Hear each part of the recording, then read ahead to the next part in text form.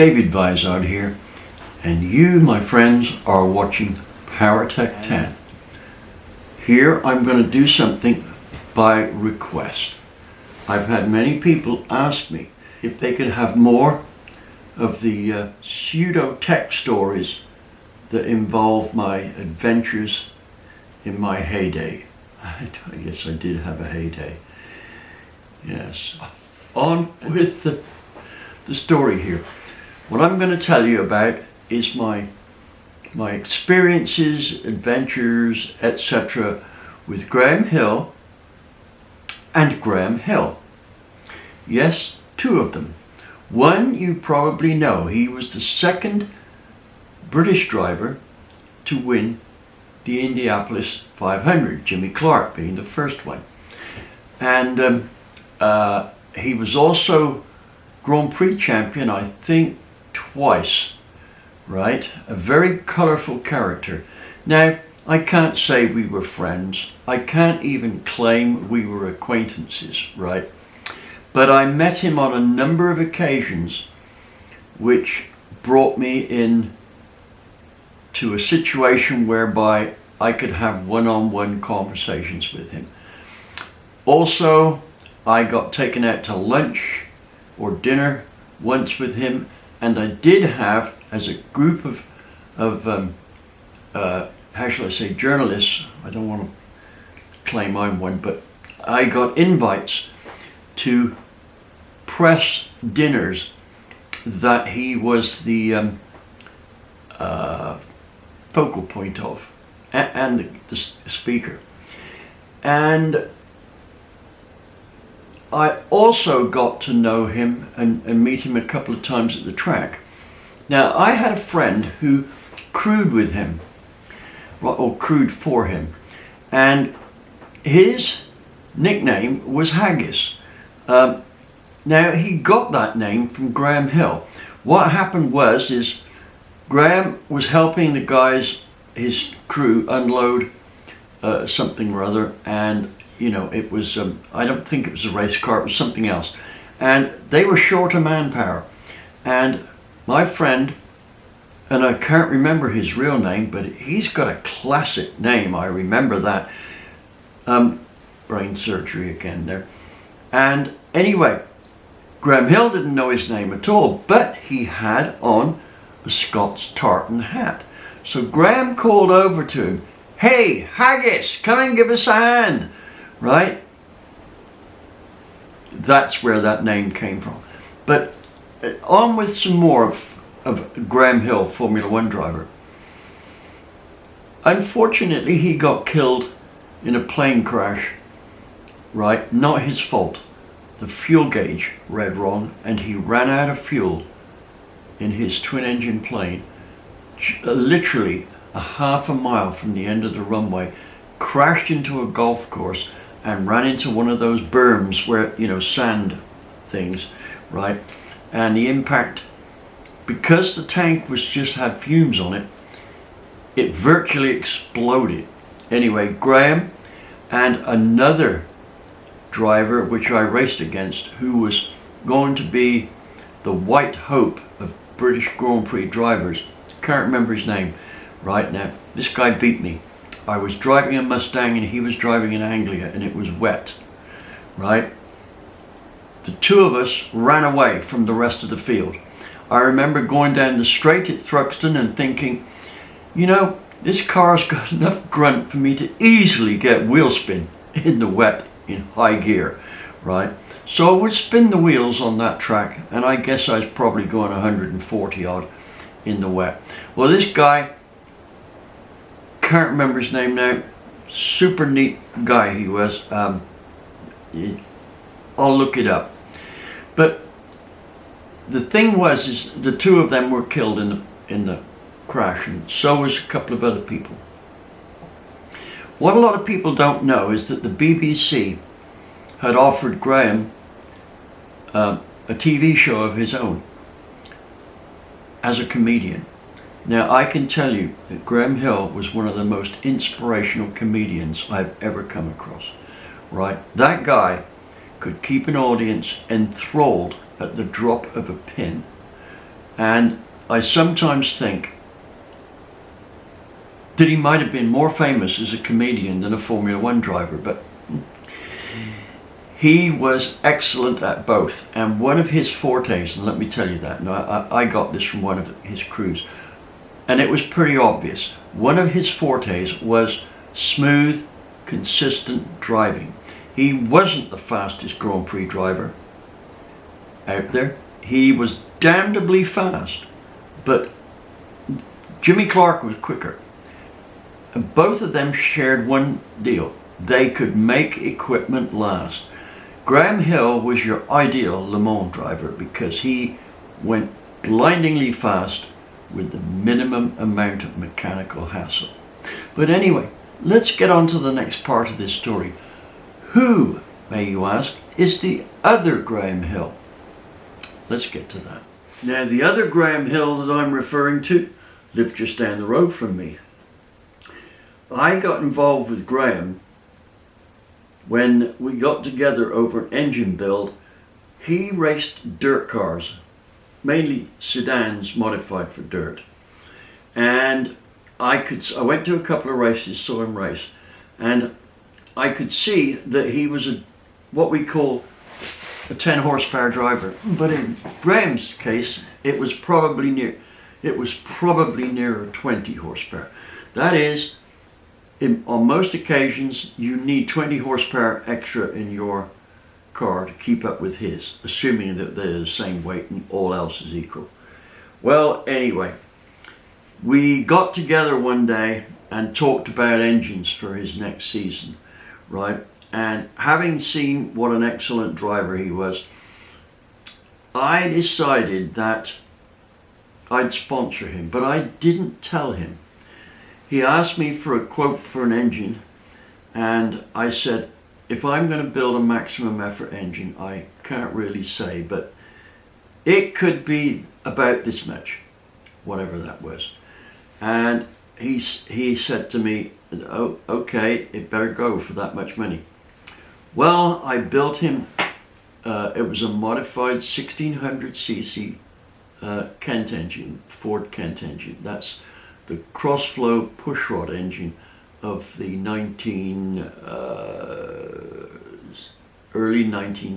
late 60s and early 70s era, right? Quite a nice engine. It turned out very popular, powered Formula Fords for ages, but we needed to do something a little special here. So one of the first things we decided on was to make it a 1760. That was it. So it was bored out to 85 millimeters, and that with the 1600cc engines crank stroke, we had 1760. Right? Transferred some of the chamber to the cylinder head because the cross-flow Kent engines have a flat cylinder head, right, and all the combustion chambers in the piston. Well, that's not good. It makes for a heavy piston. So what I did was put the more of the chamber, or rather recess the valves and the chamber surface, so that the piston became much lighter and only had a shallow dish in it. Anyway, spent a lot of time porting the head. I don't remember what the flow figures I got were, but I know that they were very good. I did a little bit at a time, and they got better and better and better, and I figured this was a good figure to get. I'm trying to think what the hell it was. 200 and well into the 200s on the intake, right, which is good because they don't have enormous valves. Anyway, so I got that. I had Cosworth do a cam for me with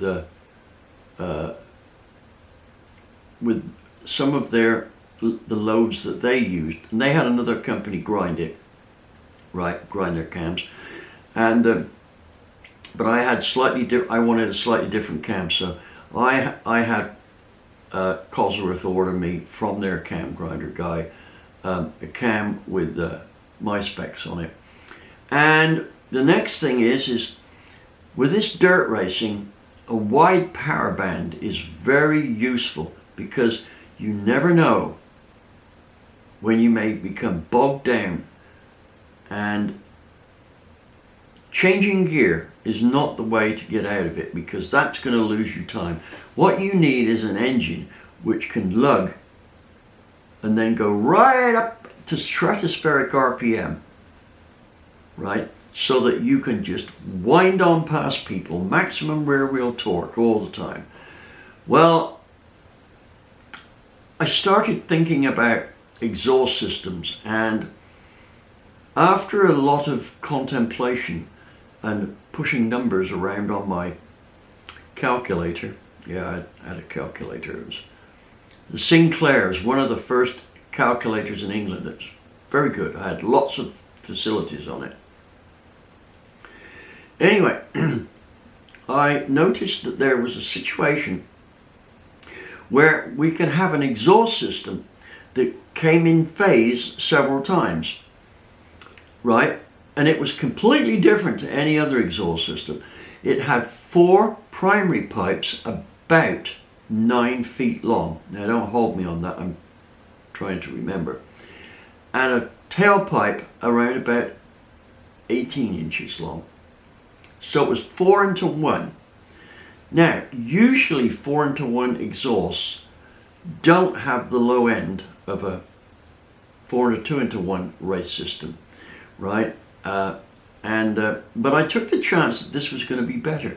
So I called my friend Jan at Jan Speed. Now, Jan Speed at that time was the biggest European speed company in Europe. Did all the factory exhausts for Ford and British Leyland and you name it, they did it. And I said, I want an exhaust system with this diameter pipe and this long primary and this long secondary. And he laughed. And he said, now come on, what is it you really want? And I said, no, that's what I want. Really? Now usually Jan will let me have exhaust systems pretty much for nothing if I'm going to mention them. And he said, I don't know if that's going to work, right? He says, I can't let you have that for nothing. If I'm not going to take the chance that it's a complete failure, right? So I'm afraid, David, I'm going to have to charge you for this. And I said, so be it. So he made up. We took the car down to Jan Speed in Salisbury. Their shop was an old aircraft plant that built Spitfires during the war. And nice shop it was. It was always meticulously clean. And anyway, he made this exhaust system, right? And we got the car together, engine in, installed, and that. It was running on 45 Delortos. We found they had an edge over the Webers, right? I tried both. The Delortos worked best. A 45 Delorto also flows more air than a 45 Weber because of the booster design, or the auxiliary venturi. Anyway, I remember the power figures. Now this was on a Sun rolling road dyno, which was, as far as I could tell, pretty accurate. I used this one quite a bit. And on some new street tires, which had a virtually full tread on them, right? The little spiky things you get on brand new tires had just worn off. We borrowed these wheels, put them on, and this 1764 made 176 rear wheel horsepower. That's 100 horsepower per litre at the wheels. So I'm estimating that it's probably close to 200 at the flywheel. The next phase of this was when I gave Graham a bill for this engine. Now let me tell you all about that. So I gave Graham the bill for the engine, and he looked at it and went pale. Well, not quite, but figuratively speaking. And he said, how did it cost that much? And I said, don't worry, I'm not going to charge you for that engine. I just want you to know how much effort I put into it. I billed every minute just like a lawyer every minute that went into that engine. Now, you don't pay for it unless you blow it up through your own misconduct on the track, right? We got a deal? And he said, I guess. So, next thing I know is he's had his first race and calls me up. And I say, how do you do? And he said, I just whitewashed everyone. He said, I lapped the guy in second place. Right? I said, oh, good. So that's 1 week. Can you keep that up for the season? He said, well, with the car going like this, it looks pretty good. Anyway, every weekend he's out. Every weekend he won. Usually by a big margin. Right? And that's how it went on. Now, about 3/4 of the way through the season, and at this point he'd won every race, a different group of dirt racing guys, different club. It was like the difference between the National Hot Rod Association and that's the NHRA and the IHRA, right? Both of them drag racing clubs. Now, this was another dirt deal, and they had a similar class, but the capacity limit was 1500 cc's, and his engine was bigger than that. So there wasn't a class he could race in. Now, the reason he wanted to race was that this race was being held in the field that was just over the railway tracks from his house, so he actually could drive the car to it because they were only about 100 yards away. So anyway, he got there. The steward of the meet said, well, we can't let you run, there's no class for you to run in, right? And he says, well, look, he says, you know, I just want to do a race today, I haven't got one, right? How about I run with the single seaters, right? And he says, well, I will put that to them when we have a driver's meeting. So when the driver's meeting came up, the steward of the event said, I do have a question for the single seat drivers, right? Young Graham Hill here he lives just over the road, over there, you can see his house, and he'd like to race today because he doesn't have a race for his club this weekend. He has asked if it's okay if he runs with the single seaters, right? Any objections? Well, there's a few opinions voiced, and they basically were along the lines of, so long as he stays out of our way. Well, it turned out that after practice, Graham was about third to start the race, right? And the track had become a little more, how shall I say, roughed up since he practiced, right? So the flag came down and off they went. Well, he came round at the end of the first lap in the lead. Second lap, further in the lead. Now, the car that was chasing him had a 350 Chevy in it, and the car behind him had about a 240-inch all-aluminum block Buick V8 in, right? And I don't know what was behind that. It was probably another V8 car. So now he's running in front of the V8 cars. Well, it turns out that at the end of the race, he's got a clear 150 yards lead over the second place guy in the Chevy, right? Well, needless to say, and I hate to say this is my fellow countrymen, Graham's car was protested by every single driver except one, right? And do you know what their protest was? The only one that they could come up with was his engine was too small for the class. The class was 2 liters up. His was only 1760. And they complained about it. That's after having said it was okay that he raced, as long as he stayed out of the way. Well, he did. He just led the race. Now, the steward of the meet was absolutely ticked off. He was disgusted with those drivers. Remember I said all of them protested bar one. Well, you know what the one, why he didn't protest? His wife owned a tow truck.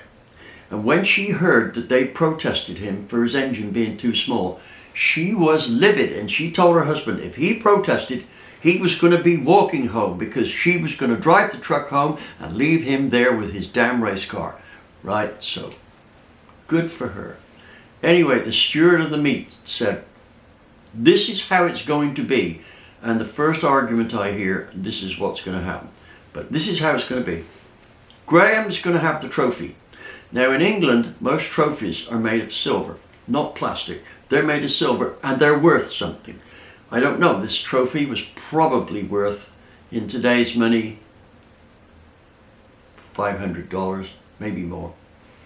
It's a silver trophy about this big, and you get your name engraved on it.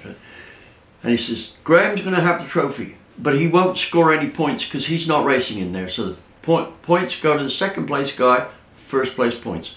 Second place guy gets third place points. Sorry, the third place guy gets second points, and so on. So Graham gets the trophy and everybody else gets points as if he wasn't in the race.